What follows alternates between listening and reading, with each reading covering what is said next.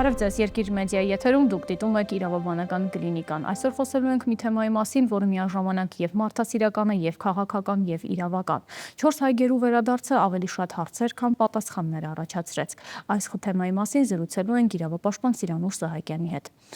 Բարև ձեզ, Տիկին Սահակյան, շնորհակալ եմ հրավերն ընդունելու համար։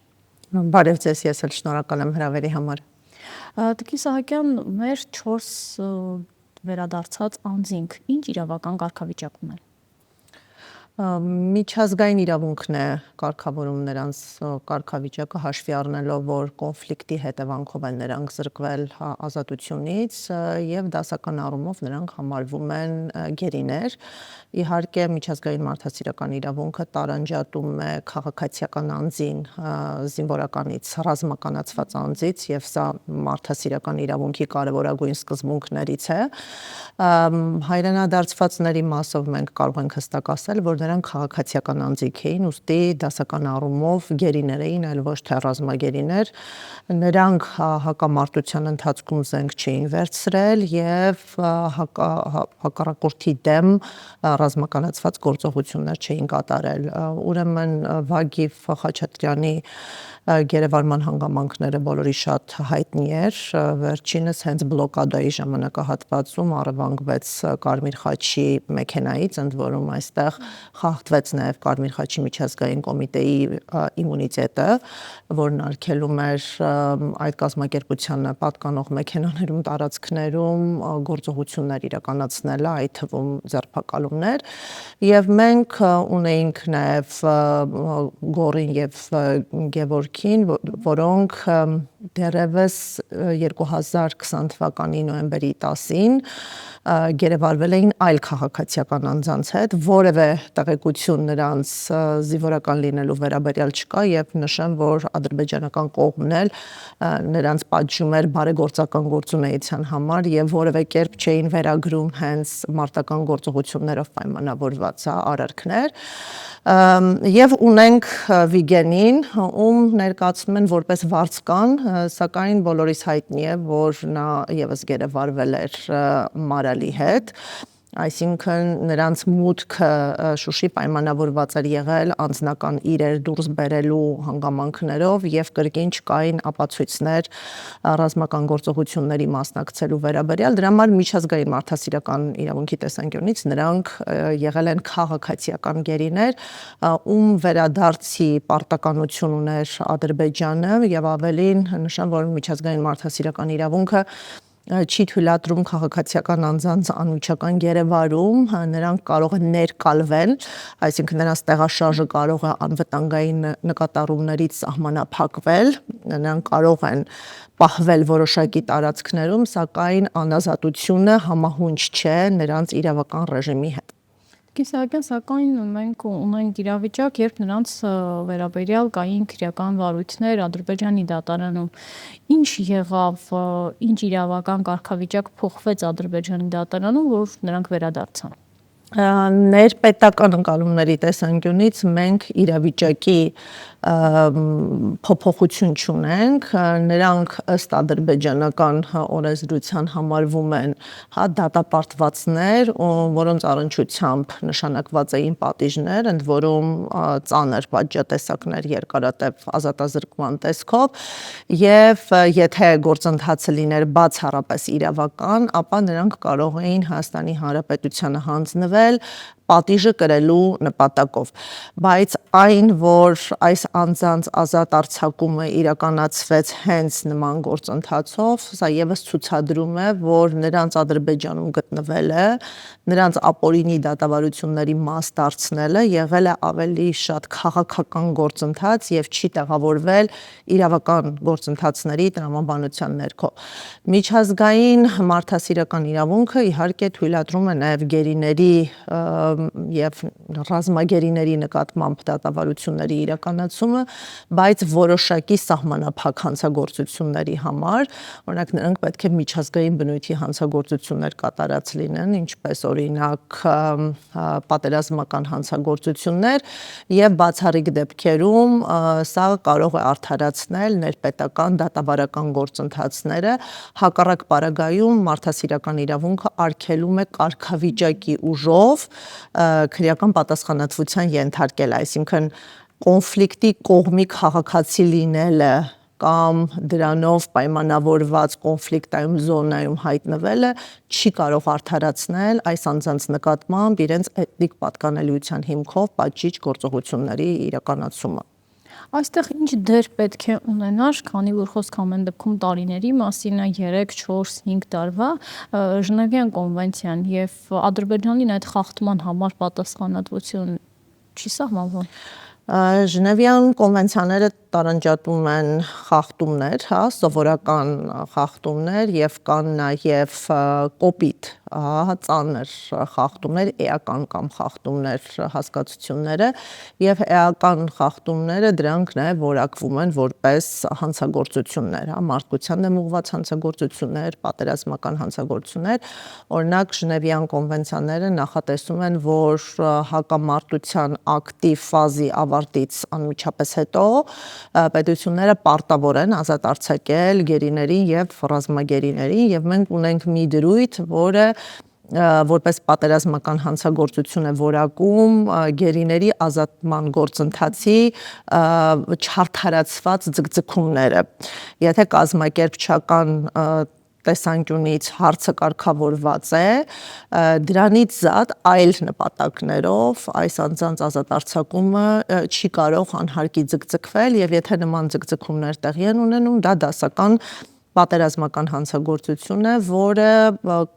որին կարելի է արձագանքել ներպետական օրենսդրության շրջանակներում եւ անգամ միջազգային քրեական դատարանում, քանի որ այս դատարանի իրավազորության ներքո գտնվող 4 հանցագործություններից մեկը հենց պատերազմական հանցագործություններն են։ Հիմա մենք հաճախ Բաքվում պահվող հայերի հարցը ներկայացնելիս խոսում ենք պատանդների մասին։ Ինչու՞, քանի որ Ադրբեջանը հրաժարվում է նրանց նկատմամբ վարքագիծը ապահովել միջազգային իրավունքի տրամաբանության ներքո եւ այս խնդիրը դարձնում է սակարկությունների առարկա, փորձելով ներկայացնել պահանջներ եւ ստանալ դրանց բավարարում։ Այսինքն գերիների վերադարձի մարդասիրական հարցը օգտագործվում է որպես լրացուցիչ լծակ Հայաստանի նկատմամբ ավելի ինտենսիվ ներազդեցություն ցուցաբերելու նպատակով եւ քանի որ պահանջների բավարարումն է, որ կարող է երաշխավորել այս անձանց ազատ արձակումը, մենք խոսում ենք նաեւ պատանդառության մասին։ Նրանք երաշխավորում են պահանջների ապահովումը գերիներին տևական ժամանակ իրենց մոտ պահելով, ընդ որում նշեմ, որ այստեղ ադրբեջանական կողմը ինքն է նաեւ ապացույցներ հրապարակայնացնել, չմոռանանք այն զրույցը, որը տեղի ունեցավ Էրդողանի կնոջ մասնակցությամբ եւ այստեղ խորհուրդ էր տրվում պահել գերիներին եւ նրանց մաս արձակել որոշակի պահանջների բավարարում ստանալու դիմաց, սա դասական առումով ցուցադրում է, որ գերիները այլևս չունեն միայն գերու կարգավիճակ, այլ նրանք դարձել են պատանդներ, որը արգելված գործողություն է եւ դրա դեմ միջազգային իրավական պայքարի այլ մեխանիզմներ կան։ Ամփոփելով այս արարքները միջազգային իրավունքը խախտող եւ նաեւ հանցագործություն որակվող արարքներ են, պարզապես պետք է միջազգային գործիքակազմը ճիշտ օգտագործել, որպեսզի հասնենք այդ արարքների պատժելիությանը, օրինակ Հայաստանի Հանրապետությունը նույն հնարավորություն ունի դեպքը հղել միջազգային քրեական դատարանի։ Սա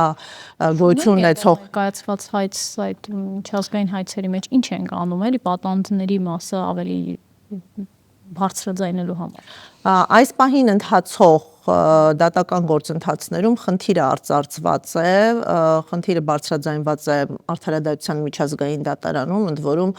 նշեմ, որ հայկական կողմը նաև փաստարկներ է ներկայացնում, որ ազատ չարձակումը պայմանավորված է այս անձանց էթնիկ պատկանելիությամբ, ուստի տեղավորվում է նաև ռասական խտրականության կոնվենցիայի շրջանակների ներքո, համանման գանգատներ ներկայացված են նաև մարդու իրավունքների եվրոպական դատարանում, այսինքն իրավական տեսանկյունից խնդիրը բարձրաձայնված է պետության պատասխանատվության առումով, բայց եթե մենք անդրադառնում ենք անհատական քրեական պատասխանատվությանը, ապա այստեղ որևէ գործընթաց մեկնարկված չէ, Հայաստանը ընդամենը վավերացրել է Հռոմի ստատուտը, հաղթահարել է այն իրավական խոչընդոտները, որոնք կարող էին կանխել միջազգային քրեական դատարանի գործողությունը Հայաստանի սուվերեն տարածքում կատարվող հանցագործությունների վերաբերյալ, սակայն կոնկրետ գործնական քայլեր այս ուղղությամբ արված չեն։ Վիկտոր Սահակյան, այս դեպքում մեր ներօրենսդրությունը կարծես պահանջում է նախ դատարանի կողմից ներում շնորհել եւ այլն, այսինքն միջև արտահանձնումը, որ պետք է լիներ սիրիացի երկու անձի նկատմամբ, ինչ իրավական process նախորդեց երկու վարձկանին հանձնելը։ Ուրեմն իրավացիեք, որ ցանկացած անձ, որը դատապարտված է դատական ակտի հիման վրա, կարող է դուրս բերվել այդ երկրի իրավազորությունից հստակ օրենքով պայմանագրերով նախատեսված դեպքերում եւ անձը քանի դեռ դատարանով նախատեսված պատիժը չի կրել ամբողջ ծավալով չի կարող ազատ արձակվել եւ ազատ արձակման այլ գործիքներ կան, ներումները, համաներումները, դատական ներգրավմամբ մենք ունենք նաեւ վահակետ ազատումները, որոնք կարող են նաև պայմանավորված լինել առողջական խնդիրներով, բայց բոլոր դեպքերում այստեղ պետք է նախորդի իրավական գործընթաց, շատ դեպքերում նաև դատարանների ներգրավվածությամբ։ Հիմա, որպեսզի Հայաստանը կարողանար վարձկաններին հանձնել Սիրիայի իշխանություններին, նախ պետք է այս հարցին պատասխան տրվեր, թե կա միջազգային իրավական հիմք, որի շրջանակներում Հայաստանը կարող է համագործակցել Սիրիայի կառավարության հետ, օրինակ Սիրիայի եւ Հայաստանի Հանրապետության միջև կա իրավական օգնության միջազգային համաձայնագիր, որը սակայն էքսպլիսիտ չի կարգավորում պատժի կրման նպատակով անձանց տեղափոխումը, հանձնումը եւ առավելապես կարգավորում է ընթացող քրեական քննությունների շրջանակներում համագործակցությանը, օրինակ տարբեր քննչական հանձնարարությունների կատարմանը եւ այլ գործընթացներ, որոնք միտված են քննության արդյունավետության բարձրացմանը։ Եվ Հայաստանի Հանրապետությունը ունի հանձնման հետ կապված բազմակողմ միջազգային պայմանագրեր, որոնց ցավոք չի անդամակցում Սիրիան։ Այսինքն այստեղ առաջինը պետք էր պարզել, թե հանձնումը կարգավորող իրավական հիմք գոյություն ուներ, թե չէ, եթե ուներ, այս պարագայում Հայաստանը կարող էր հանձնել Սիրիայի իշխանություններին եւ ներումը կարող էր շնորհվել հենց Սիրիայում եւ մենք դրա նախատիպը ունենք հենց Սաֆարովի գործով, երբ Հունգարիան հանձնեց Ադրբեջանին եւ ներումը տեղի ունեցավ Ադրբեջանում, այսինքն ոչ թե Հունգարիան էր ներել Սաֆարովին եւ ազատ լինելու հիմքով ընդամենը տեղափոխել էր Ադրբեջան, այլ պատժի կրման նպատակներով փոխանցել էր Ադրբեջանին, սակայն Ադրբեջանը նույն օրով ներում էր շնորհել եւ ապահովել էր անպատժելիությունը։ Եվ եթե ի սկզբանե պետք է ազատ արձակվեր Հայաստանում, այո, իրավացի եք, այստեղ պետք է լիներ ազատող ակտ, անհատականը դա պետք է լիներ ներման ակտի տեսքով։ Ես չեմ կարող պնդել այդ փաստաթուղթը կա թե չկա, կարող եմ ուղղակի արձանագրել, որ գործընթացը չի իրականացվել թափանցիկ եւ հրապարակային կարգով եւ եթե նման փաստաթղթեր կային, նման ակտեր ընդունվել էին, առնվազն դրա մասին հանրությունը պետք է տեղեկացված լիներ։ Գործընթացը փակ ռեժիմով է կազմակերպվել, որևէ թափանցիկություն ապահովված չէ եւ մենք չենք կարողանում հանրային վերահսկողություն իրականացնել գործընթացի օրինականության նկատմամբ։ Ամեն դեպքում կան հստակ իրավական պայմաններ, որոնց բավարարման դեպքում էր, որ այս գործողությունը կարող է լինել իրավաչափ, պայմաններից որևէ մեկի բացակայությունը այս գործընթացը դարձնում է կամայական եւ քաղաքական։ Սեք ամեն դեպքում որքան էլ իշխանությունը ամենաբարձր մակարդակով հերքում է, որ երկու սիրիացիների հանձնումը որևէ կապ չունի 4 հայգերու վերադարձի հետ, այն ամենայնիվ առողջ տրամաբանությունը հենց հուշում է, որ գործընթացները փոխկապակցված էին։ Տպեցինք մենք երկուսին, իրենք վերադարձրեցին 4-ին, մինչ այդ չունեինք նման գործընթաց, դեռ շարունակական չի գործընթացը։ Այստեղ հնարավոր է պետությունների միջև ինչ-որ պայմանավորվածություն, որը հնարավոր է միջպետական պայմանավորվածություն շրջանցիներով այս դրական ակտերը։ Միջազգային պայմանավորվածությունը կարող է լինել միայն հանձնման կամ իրավական օգնության վերաբերյալ Հայաստանի վավերացրած միջազգային համաձայնագրերի շրջանակներում։ Հայաստանը միջազգային պարտավորություններ կարող է ստանձնել պայմանագրային հիմքով կամ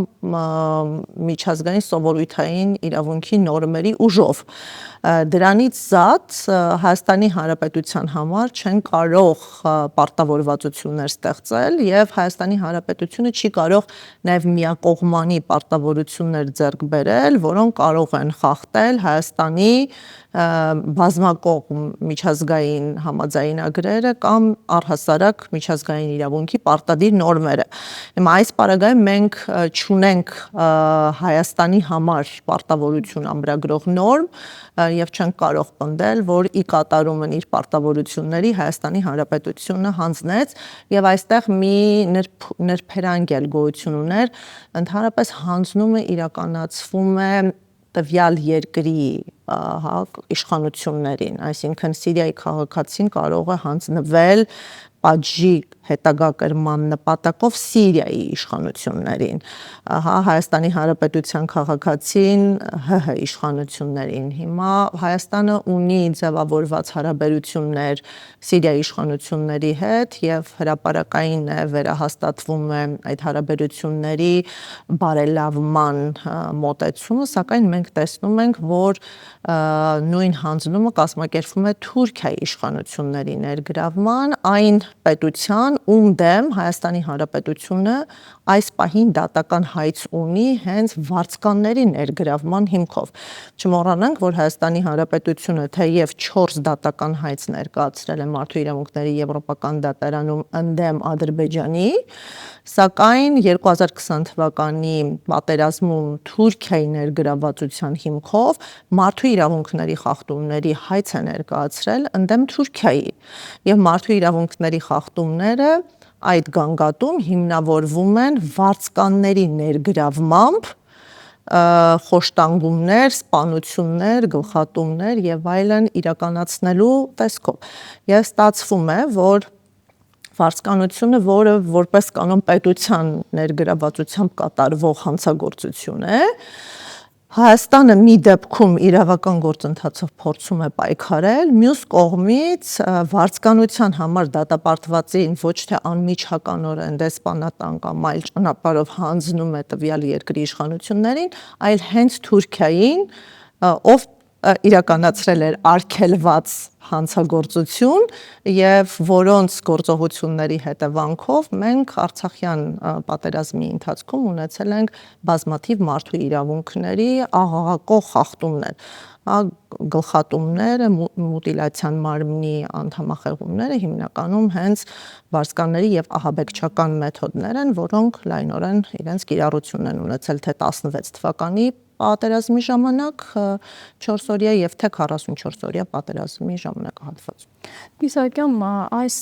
ոչ թափանցիկ գործընթացը, որը արդեն որպես նախադեպ ունենք մենք, նաեւ ունենք Ադրբեջանում դեռևս պահվող անձինք, հատկապես Արցախի ռազմաքաղաքական ղեկավարության մասին է խոսքը, այս նախադեպը ինչպես կարող է անդրադառնալ նրանց վրա եւ դրական եւ բացասական առումով։ Ուրեմն կարծում եմ ձևավորված պրակտիկան այնպիսին է, որ քաղաքական պայմանավորվածությունները դոմինանտ են իրավական լուծումների նկատմամբ, որը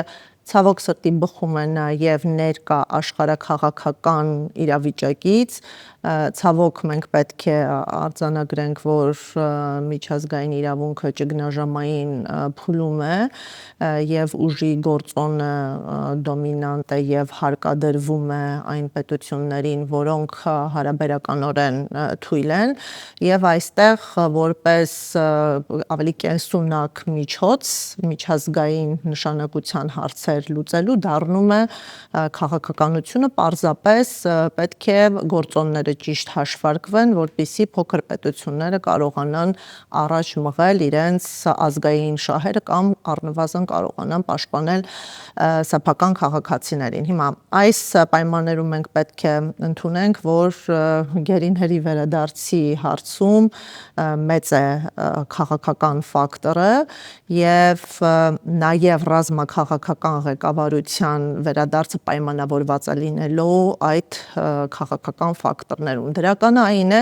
որ գործարքի միջոցով կարելի է հասնել այս անձանց ազատ արձակմանը։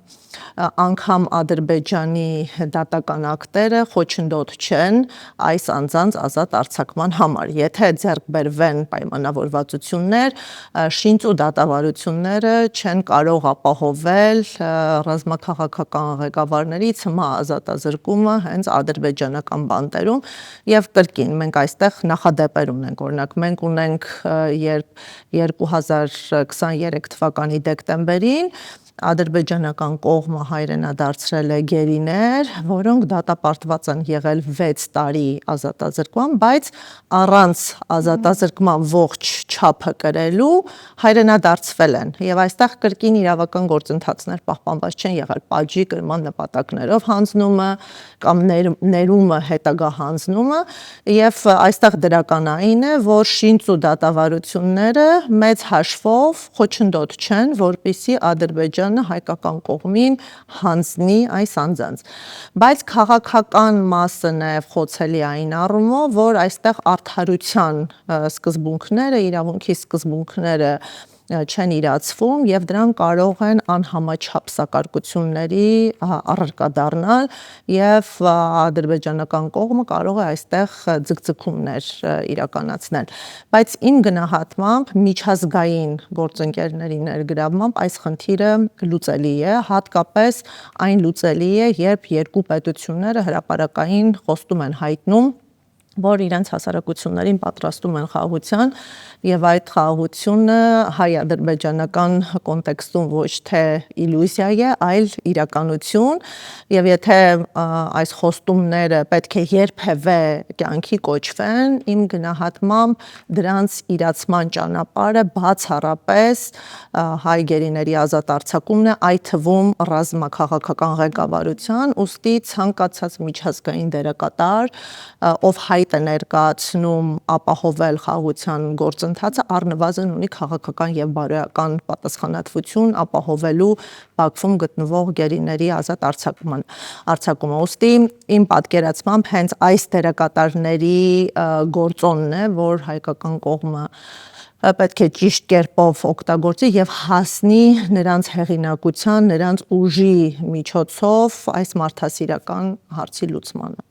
Տիկին Սահակյան, 21-րդ դարում եւ այս աշխարհաքաղաքական իրավիճակում կարծես թե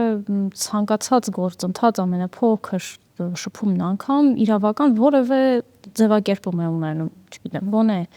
դիմում գրելու այդ փոքր մեխանիզմից մինչև հիմա։ Եթե կա երրորդ կողմի միջնորդությունը, ինչու գոնե որևէ, այսինքն պետությունների միջև հայտարարության ձևով չկա։ Եվ եթե քաղաքական այդ մարդասիրական իրավիճակը մենք ունենք եւ կարծես թե ավելի աշխատող է, քան իրավականը, այստեղ պետության երկարաժամկետ հեռանկարում ռիսկը որն է։ Կարելի է պետության հետ պայմանավորվել հեռախոսազանգի կամ նամակագրության միջոցով, ճնշումներ ինչպիսին կլինեն, ինչ ռիսկեր են պարունակում իրավական առումով երկարաժամկետ հեռանկարում։ Ցավոք սրտի իրավական ստորագրված փաստաթղթերը կարող են մնալ թղթի վրա եւ մենք օրինակ դա տեսանք այդ թվում 2020 թվականի նոյեմբերի 9-ի քաղաքական հայտարարության եռակողմ հայտարարության պարագայում օրինակ այս պահին Ադրբեջանում պահվում են 2020 թվականի պատերազմի ընթացքում հոկտեմբերին գերեվարված երկու ռազմագերիներ, Լյուդվիկը եւ Ալյոշան, որոնք դասական առումով ռազմագերիներ են, իրենց կարգավիճակը վեճի առարկա չի դարձնում Ադրբեջանը, նրանց վրա կիրառելի է եղել նոյեմբերի 9-ի հայտարարությունը, սակայն այդ հայտարարությունը այս պահին մնացել է անկատար եւ չկա նաեւ մեխանիզմ, որով մենք կարող ենք ապահովել այդ համաձայնագրի մարդասիրական նշանակության նորմերի կատարումը։ Դրա համար իրավական ոնց որ տեսք տալը ներկա իրողությունների պայմաններում դեռևս երաշխիք չէ, որ այդ պայմանավորվածությունները չեն մնա թղթի վրա եւ մյուս կողմից կարող են ձեռք բերվել բանավոր պայմանավորվածություններ ազդեցիկ դերակատարների ներգրավմամբ եւ նրանց ներգրավվածությունը երաշխավորի այդ պարտավորությունների կատարումը։ Երկարաժամկետ տեսանկյունից ես կարծում եմ, որ մենք պետք է ապավինենք դատական գործընթացներին, որովհետև դատական գործընթացները պատմության մեջ հետք են թողնում, դրանք տալիս են ամրագրում, մենք ունենում ենք դատական ակտեր, որոնք շարունակական իրավական պարտավորություններ են ստեղծում պետությունների համար, անկախ աշխարհաքաղաքական գործոններից, եւ այդ դատական ակտերը տևական ժամանակ միգուցե, բայց ենթարկվում են կատարողական վերահսկողության քաղաքական մարմինների կողմից եւ դատական ակտի կայացումը ինքնին քաղաքական ճնշում գեներացնող գործոն է։ Օրինակ Եվրոպական դատարանի վճիռները ուղարկվում են նախարարների կոմիտե, որտեղ ներկայացված են բոլոր անդամ պետությունների արտաքին գործերի նախարարները եւ խնդիրը այստեղ քննարկվում է այնքան ժամանակ, քանի դեռ դատական ակտի պահանջները չեն կատարվել։ Միտումնավոր չկատարման մոտեցում ունեցող պետությունների պարագայում կարող է հետաձգվել, բայց ինչ որ մի կետում այն բերում է բացասական քաղաքական հետևանք չկատարող պետության համար։ Դրա համար իմ գնահատմամբ ոչ այնքան կարևոր են հենց փաստաթղթերի ձևակերպումները, որքան դատական ներգրավվածությամբ իրավունքի արձանագրումը եւ մյուսը կարծում եմ պետք է հենց համակցենք քաղաքական եւ դիվանագիտական ջանքերի հետ, բայց պետությունը պետք է կարծում եմ շատ հետևողական եւ դրբանկատ արտաքին քաղաքականություն վարի, որում արտացոլված կլինի ներկա ուժերի ճիշտ համամասնությունը։ Այսինքն սխալ հաշվարկի պարագայում մենք կարող ենք հայտնվել քաղաքական անբարենպաստ դրության մեջ։ Ինչ ունենք այս պահին միեդում հատկապես Արցախի ռազմաքաղաքական ղեկավարության հետ կապված, ձեր խոսքում նախորդ հարցազրույցներում նշել էիք, որ ժամանակի ձգձգման խնդիրներ ունենք, նույնիսկ նրանց առողջական վիճակի մասին տեղեկություններ իմանալն է դժվար։ Այս պահին ինչ խնդիրներ կան։ Ուրեմն մենք մինչև 2025 թվականի ավարտը 2025 թվականի կեսերից սկսած ունեինք բացասական տենդենսներ եւ շատ հստակ, մասնավորապես փակվեց Կարմիր խաչի միջազգային կոմիտեն եւ ադրբեջանական կողմը այլ այցելությունների հնարավորություն չէր տալիս, արհեստականորեն բացարձակ մեկուսացվածության պայմաններ ստեղծվեցին Ադրբեջանում պահվող բոլոր գերիների համար, ինչը ծանր անդրադարձ ունեցավ թե նրանց եւ թե ընտանիքների շրջանակում, բայց մեզ համար նկատելի է որոշակի փոփոխություններ 2025 թվականի աշնանը, հետաքրքրական է, որ Ադրբեջանը երկարատև դադարից հետո համաձայնություն տվեց եւ խոշտանգումների կանխարգելման եվրոպական կոմիտեն մուտք գործեց Ադրբեջան։ Ընդ որում այս կոմիտեի մուտքի նպատակը ոչ միայն եւ ոչ այնքան հայ գերիներին տեսակցելն էր, որքան հենց Ադրբեջանի փակ հաստատությունները դատավարությունների վիճակը մոնիտորինգի ենթարկելը, քաղբանտարկյալների հետ հանդիպումներ ունենալը, նրանց իրավիճակի մասին օբյեկտիվ տեղեկություններ գտնելն էր, ինչևիցե ադրբեջանական կողմը գնաց իրենց ընկալմամբ այս զիջմանը եւ ապահովեց մուտք, որի շրջանակում կոմիտեն սահմանափակ թվով հայերի հետ ունեցել է հանդիպումներ։ Այստեղ օրինակ ադրբեջանական կառավարությունը ապատեղեկատվություն էր տվել Մարդու իրավունքների եվրոպական դատարանին, պնդելով, որ կոմիտեն հանդիպել է բոլոր գերիներին, սակայն մենք այդ փաստը ստուգել ենք, ուսումնասիրել ենք եւ ես պնդում եմ, որ բոլոր գերիների հետ այդ հանդիպումները տեղի չեն ունեցել, ընդամենը մի քանի գերիների հետ են հանդիպումներ կազմակերպել, բայց այս ամենով հանդերձ մենք դրական ենք գնահատում, որ այս կոմիտեն կարողացել է տեսակցել նաև հայ գերիներին։ Մյուսը, որ 2025 թվականի դեկտեմբերի 24-ին եւ 25-ին Կարմիր խաչի Ժնևյան գրասենյակը բանակցությունների արդյունքում կարողացավ մեկ անգամյա ad hoc այցելության հնարավորություն ստանալ եւ նախատոնական օրերի ընթացքում այս այցելությունը կազմակերպվեց։ Սա իմ գնահատմամբ վարքագծի դրական փոփոխություն է, որ բացարձակ մեկուսացվածությունից հետո գոնե միջազգային կառույցների, միգուցե ոչ կանոնավոր հիմունքներով, բայց մեկ անգամյա հիմունքով այցելության հնարավորությունը տրվեց եւ իհարկե ունեցանք 4 անձի վերադարձ, որը փաստերի մակարդակով համընկնում է վարձկանների հանձնման հետ եւ մենք ուզենք թե չուզենք այդ տեսանելի կապն ենք տեսնում, որ գործարք է եղել եւ հարցը իր լուծմանը չի հանգել մարդասիրական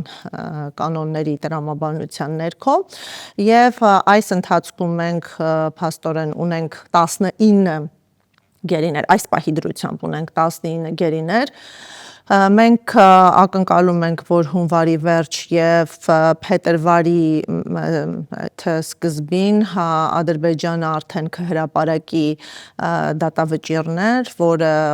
խիստ կանխատեսելի է, այսինքն ռազմաքաղաքական 7 ղեկավարի առնչությամբ առնվազն մեզ համար հայտնի կլինի ընտրված պատժատեսակը եւ մենք այստեղ մեր կանխատեսումներում հստակ ենք, որ ցմահ ազատազրկման կամ 20 տարի ազատազրկման տեսքով են լինելու այդ պատժատեսակները։ Որոշակի ձգձգումներ տեսնում ենք Ռուբեն Վարդանյանի գործով, նրա դատավարությունն էլ ըստ էության պետք է ավարտվեր դեկտեմբերի 27-ին կամ 28-ին, բայց անհետ պատճառաբանություններով 2 անգամ նիստը հետաձգվեց եւ իմ մեկնաբանությամբ Ադրբեջանը նախ կհրապարակի 15-ի գործով դատավճիռը, որից հետո մի քանի ձևական նիստ կանցկացնի 1 կամ 2 Ռուբեն Վարդանյանի գործով եւ կգնա հրապարակելու նաեւ Ռուբեն Վարդանյանի վերաբերյալ ցմահ ազատազրկման դատավճիռը, որից հետո կարծում եմ ամենաարդիական խնդիրը լինելու է այս դատավարությունների ապալեգիտիմացումը միջազգայինորեն, որի ամենակարճ ճանապարհը այդ դատավարություններում տեղ գտած խախտումների վերաբերյալ արդար դատաքննության իրավունքի հիմքով գանգատի ներկայացումն է Մարդու իրավունքների եվրոպական դատարանին։ Այս ուղղությամբ որոշակի նախապատրաստական աշխատանքներ ընթանում են, եթե ոնց որ ընտանիքները որոշումներ ունենան, ապա կարծում եմ կա նաև իրավական պայքարի հնարավորություն։ Տիկին Սահակյան, շնորհակալ եմ արդյունավետ զրույցի համար, իսկ ես հիշեցնեմ, որ մեր հյուրն էր իրավապաշտպան Սիրանուշ Սահակյանը, մենք խոսում էինք գերիների, ռազմագերիների մասին, որոնք վերջերս վերադարձել են Հայաստան, ինչպես նաև 2 սիրիացի վարձկանների մասին։ Շնորհակալ եմ Երկիր մեդիայի հետ լինելու համար։